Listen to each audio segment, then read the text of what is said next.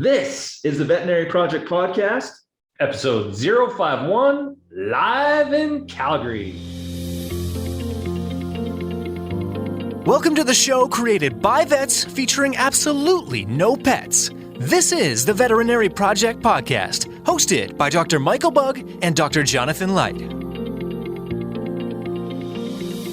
Our resident veterinarians have swapped out their stethoscopes in favor of microphones to bring you the Veterinary Project Podcast, a show focused on real conversations, aimed to connect this amazing profession full of remarkable people. Through the sharing of collective stories and wisdom, and connecting over the many unique challenges we face, we invite you to join our community of veterinary professionals leading intentional lives. And now, here are the hosts of the Veterinary Project Podcast, Dr. Michael Bugg and Dr. Jonathan Leicht. All right, welcome back to the Veterinary Project Podcast. Very different setup this time as Jonathan. We're face to face. What is going on here? I can see your eyes. I know. This is kind of weird. You got the camera over there staring you down. And we haven't seen each other, 18? It's been a long time with COVID. It's been a while. 2 years maybe? I don't know. So anyway, I'm in Calgary. I am checking out Jonathan's new vet clinic. They're on week 2.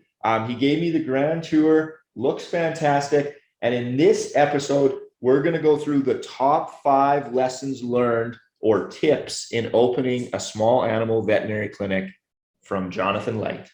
That is excellent. But before we get into that, what's going on, Mike? Well, what are you in Calgary for? Well, you can see I never wear a hat. I'm wearing a hat today. I'm in town for a ball hockey tournament. So this is our team hats. We just finished up our 4th game. So we're recording this on Thursday. Round robin's over. Playoffs start Friday and hopefully continue on to Saturday for us. So that's why I'm here. So you got the family coming in tonight. We're going to come watch it tomorrow night. Stomping Grounds. It's pretty exciting. Yeah, we got a few. Devin, I don't remember what episode he was on. He was texting and he might come watch too. So it'll be awesome. Sweet. A little bit of reunion. So we're doing this in one of our exam rooms, which is pretty cool. I didn't let the team know until this morning. I'm like, guys, I need one of the exam rooms. And they're like, yeah, let's do that. And so it's been pretty exciting. So happy to have you here as well. Yeah. And he was trying to convince his staff to kick me out when I walked in with all the video equipment, but it didn't work. He got in here anyway. So, okay, well, let's roll, Jonathan. Lay it on us. So what is the number one tip or lesson learned in opening Bridgeland Vet Clinic? All right. Well, I'll caveat the start of this conversation with these are just my personal opinions. They're the things that I have learned over the last year and a half. But then again, from a management perspective previously, they're my opinions only. I'm missing things for sure. So therefore, don't hold me to the grave on these ones because they're going to change. And already I was on my phone with the contractor this morning in terms of lessons learned and things that will be done differently for the next one, without a doubt, but pretty exciting. So top 5 lessons that I have learned. The first is when you are going to choose your vet clinic and or what you're going to do, for me, number 1 is location. Know the location that you want to go into and ensure that you do the proper research ahead of time. And the research doesn't have to be all intensive, but you have to have enough there that when you're then doing your business plan, you can really back up what you're doing and it makes economic sense. So in the case of Bridgeland here, we have approximately 20 to 25,000 people right now that are underserved from a veterinary capacity in this community and the 4 surrounding communities. So to me, that's massive. But the second piece to that is you could be in the right community, but then on the wrong street. You really need to know, you have to drive the streets. You have to walk the streets. You have to know where you're going if you're starting from scratch, because again, you need that foot traffic. You need the ability for people to see you, even though we're very much social media driven and we've got ads out for that, etc. Still, basically, it's going to be that foot traffic that gets you off the ground. So for me, location, and cannot emphasize that enough. Okay, I got a few follow-up questions. So I don't know Calgary at all. Punched it in the GPS. And when I came in, I dropped in, I think, off McLeod Trail. And when you hit Bridgeland, you can tell like it's got a cool vibrancy to it. Like like you said, people walking around. There's like it must be a yoga studio because there's a bunch of people coming out. Yeah. So yeah, it has that vibe. Did you look into like household income, like economics at all of like neighbors? Completely. Yeah. So I took census data. So Wikipedia, all I did is go into Wikipedia and then the city of Calgary. I looked up 2011 data and I looked up 2016 data. And I took that for the 4 immediate communities around, even though I know we'll broadcast farther than that. I took the median average income, I took the median age, and then based on my experience and go, okay, these demographics have X number of pets per family. And therefore you can extrapolate from there to what you think your base is going to be. Definitely did that, included that in my business plan. And that's actually, I've turned down locations in Calgary based on that initial research where it just was not coming up strong enough. And it really depends on the type of vet clinic that you're building as well. It's really dependent on what style, what niche, what area you're going to focus on, which comes into later for lessons. Yeah. And then you said street specific. I mean, I'm looking out the window right now and there's good traffic, both vehicle, foot traffic. So that's lots of exposure. You want to be in front of people, right? We are a people business. Yes, we look after animals, but we are client centric. So you better be in front of clients. And First Avenue, where we are, again, I was walking the street when I saw this. There was a little sign that said for lease. That's what started the saga. This place had been empty for 5 years. Yeah. Think of the number of people that had been through here, had gone through the odyssey of trying to set up a lease and all those difficulties. Again, you have to walk the street. You've got to know the area ahead. And I think the timing was well, but again, it comes down to location. Yeah, it's a fantastic location. Yep. Okay, what's number 2 on the list? Number 2, this is a big one. And I've learned a lot on this, is plan. You cannot wing this at all. This is not an area to wing. So in my perspective, and man, I've had some colleagues that have done this on their own, both from an architectural standpoint. I give them kudos. I can't do that. I don't have that type of brain. So for me, it's planning with a designer, it's planning with an architect, it's understanding the vision ahead of going out for bid or for getting contracts. And this is a big one, is understanding what your vision is for the clinic that you want to build. So you've got an idea, you've got to get that onto paper and you go, can I be realistic with that? Or should I be thinking bigger? So in the perspective of the first designer I worked with, the group with Animal Arts, Vicki Pollard, who was a previous podcast guest, she took my vision and then we went through 6 revisions. Then after Vicki was completed, then I brought on my designer and the next layer. And then we brought on our contractor, the next layer. You have to plan that in. Even though I think I did a good job, oh wow, did I miss some things? Okay. There's some pieces as part of even our room setup. So I'm like, yeah, I wouldn't do that again. Yeah. And you know that day one. Okay, we'll have to touch on those because I'm curious what some of those are. But yeah, good flow here. Took me for a tour. Kind of can get in and circle the treatment room, and then you had a dental suite, like your own dedicated dental suite and a dedicated surgical suite. I thought that was fantastic. I have not worked anywhere that had its own dental suite. It was always sort of part of the treatment room off to the side, but. So again, that comes into the planning and the vision from day one.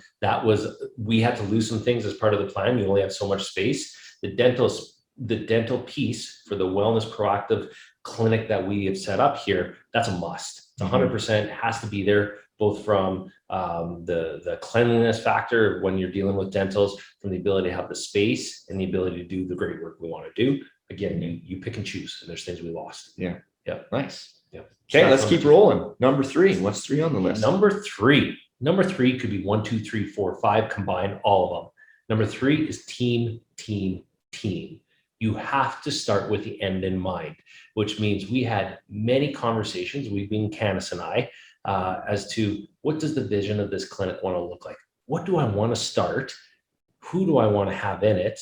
Not even particularly the people, because I hadn't dropped the people in yet at that point, but I sure had a very good idea of the values and the culture that we were going to start with. Yeah. And that sure makes it a lot easier when then you have to go sell that vision and start working on getting the people in. Because if you don't have that right as a startup, I don't know how you do it.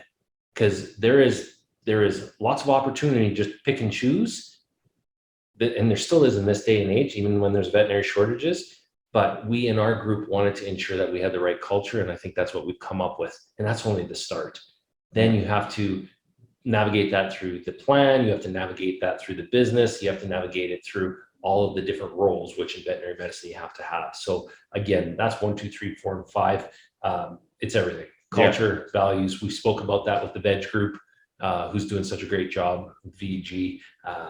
For me, that one, again, it's all of the above. Yeah. And I met most of your team, and you can train it to a degree, but there's some intangibles that people have to come here with the same, values and mission, and then you can work with the rest. But yeah, you have to have that base to build off of.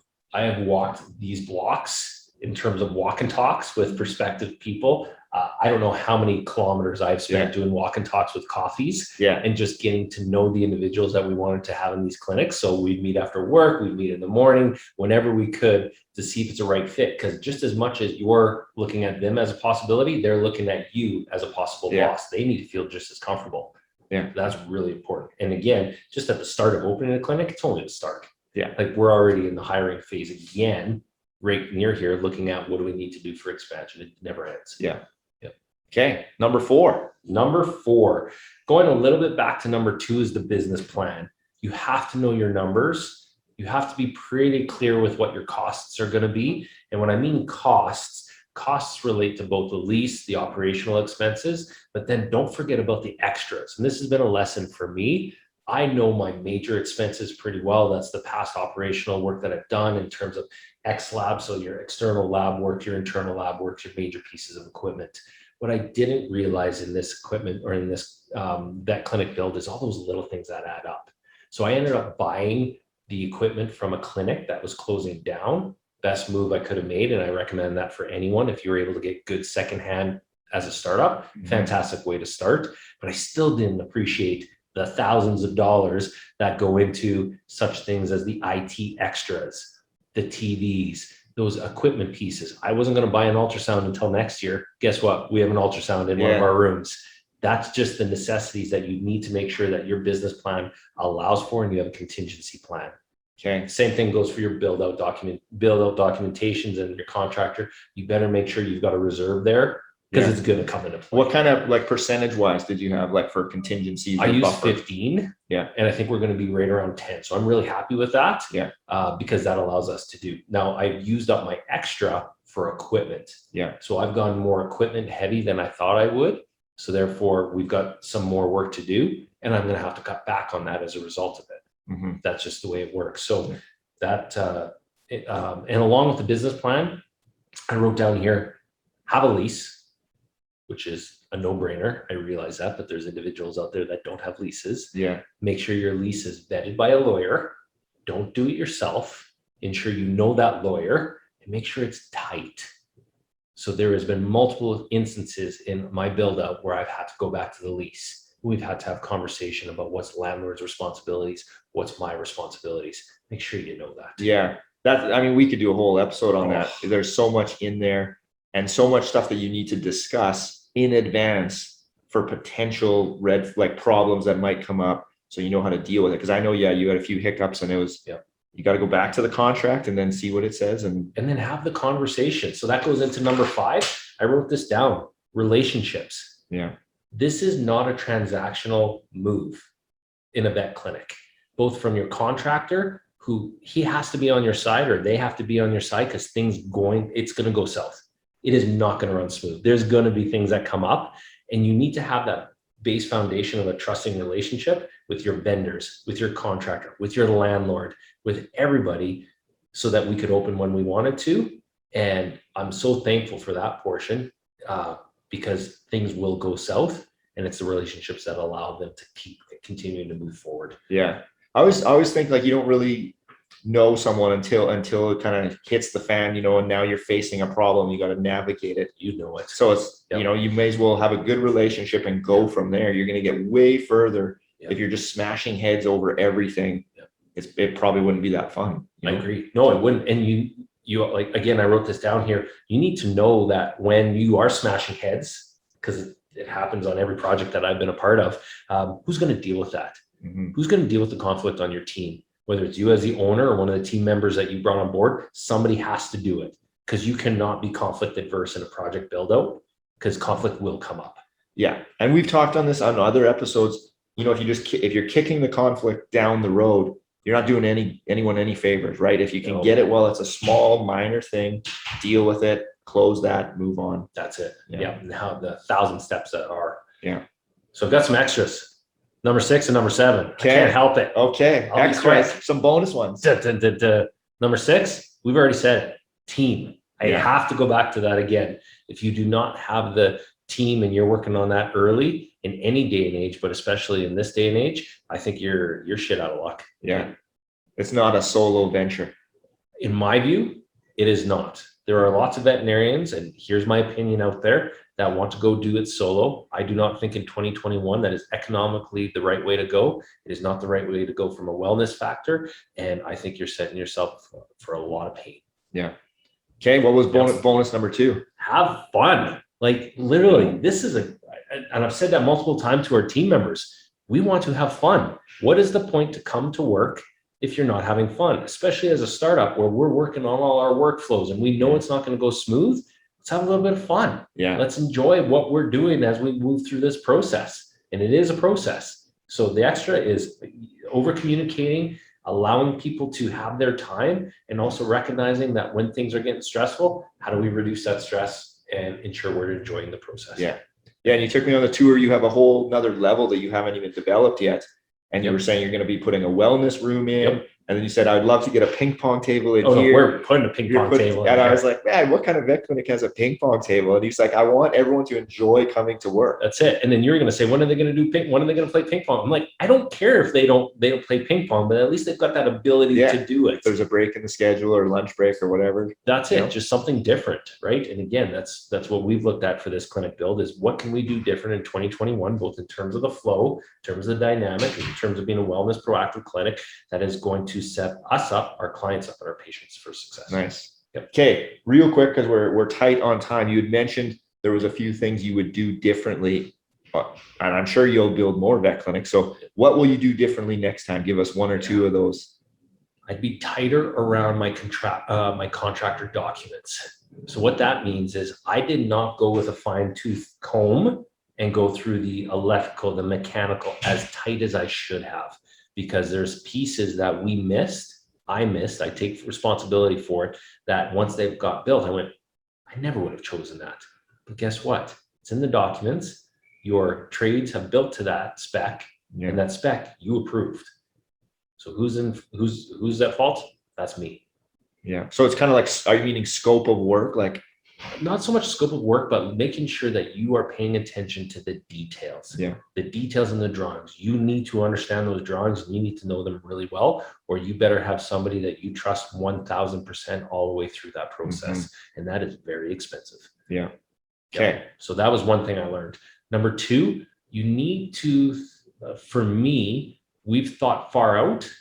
And even then I'm like, man, I've got to get my vision even bigger, because the opportunities out there for what people are looking for and how big we can go, and not in terms of physical location, but what are some out of the box ideas that we should be trying that we aren't right now? And am I already limited because of the space that I've put in here? I'm not sure yet, but I think don't be afraid to try. Yeah. Yeah. So and I mean, you're fantastic at that. You had a space where you're going to do the teletriage, telehealth out of, and then even in your other undeveloped space still, you're like, we're going to figure something out. We'll put something in here then, so it's nice you have the room to grow into that. Completely. Yeah. So that's a learning. Number 3, business plan. Your business plan is gone day one that it opens up. That has done the exact same thing for this venture to the positive. One of my mentors and friends just, made mention this morning, cash is king. Don't run out of cash. You run out of cash, you're dead. Right. So in terms of looking at your business plan, making sure you're staying tight. For my next one, I'll probably stay even tighter, because I spent some money here on this project that I probably won't spend on the next one, which is all right. It's the first get go on my own, but there's already some tweaks in terms of the build out that I don't think I'll need to do on the next one. Yeah. I think they say plan on your plan, not going to plan. It's one of the sayings I've heard. So it's good to have the plan. So you have the rough framework. That's where we're headed. Yep. But as you said, you're going to get knocked off course and hiccups along the way. So. For sure. Yeah. There's definitely been thousands of dollars burned that didn't need to be burned. Nice. Yes. Okay, man. Well, it's great to be here. I was pumped walking in. This is awesome. It took us about 2 minutes to get into the flow of things, just like if we were separated out. So I hope the listeners enjoyed it and get to see our smiling faces. And guys, this is the plan. Like, post-COVID, at some point when it is post-COVID and we're able to get back in person, we're doing this at conferences. Yeah. I'm looking forward to That'll it. be fun. Yeah. So Cool. Okay. Well, any parting words on this episode? No, it's a journey, right? If this is something that people are interested in, reach out to us and be willing to take the risk. And I think, again, we speak to the veterinary industry and it's a great time to be doing what we're doing, in my view. Yep, that's it. Nice. Awesome. Thank you for listening to the Veterinary Project Podcast. As a recap on behalf of our hosts, the Veterinary Project Podcast will be releasing new episodes weekly, so be sure to tune in as we bring you more conversations aimed at helping you enjoy a life well lived. If you enjoyed what you heard on the show and you want to stay in the know, please like, love, and or subscribe to the podcast on the listening platform of your choosing, as we're available on all the usual suspects. If you know of others that may benefit from these conversations, we'd love it if you please share the show with them, as this will help us grow our community to reach more and more veterinary professionals. Speaking of which, if you are a veterinary professional and would like to get connected with more like-minded individuals who are joining us on this journey, please send an email to the veterinaryprojectpodcast@gmail.com, and we'll invite you to be a part of our private Facebook group. General feedback, requests for information, or perhaps requests to be a guest on the show can also be sent to the veterinaryprojectpodcast@gmail.com. Dr. Michael Bugg and Dr. Jonathan Leicht, thank you for listening to the show, and we'll catch you again next week for another episode of the Veterinary Project Podcast. Bye for now.